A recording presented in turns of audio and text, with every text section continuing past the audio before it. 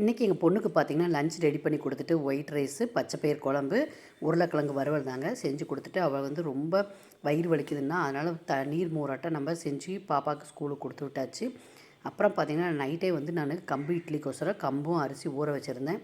அதையும் நம்ம மாவை அரைச்சி வச்சுட்டு அவளுக்கு பாப்பாவுக்கு பார்த்திங்கன்னா நீர் மோர் போட்டு கொடுத்துட்டு நான் வந்து நீர் மோர் நல்லா தண்ணியாட்டம் இந்த மாதிரி ஜெக்கில் அடித்து நல்லா ஸ்டோர் பண்ணி எடுத்து வச்சுக்குவேன்.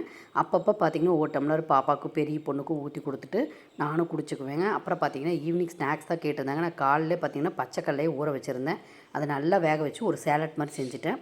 அதுக்கு பார்த்திங்கன்னா பச்சைக்கல்லை, கேரட்டு, வெள்ளரிக்காய் இதை துருவி போட்டதுக்கப்புறம் பார்த்திங்கன்னா கொஞ்சமாக பெரிய வெங்காயம், கொத்தமல்லி தழை, தக்காளி ஒரு தக்காளி போட்டு நல்லா மிக்ஸ் பண்ணிக்கலாம். புளிப்புக்கு பார்த்திங்கன்னா கொஞ்சமாக லெமனு, காரத்துக்கு பார்த்திங்கன்னா வரமிளகாத்தூள் கொஞ்சம் சும்மா ஒரு சிட்டிகை போட்டிங்கன்னா போதும்.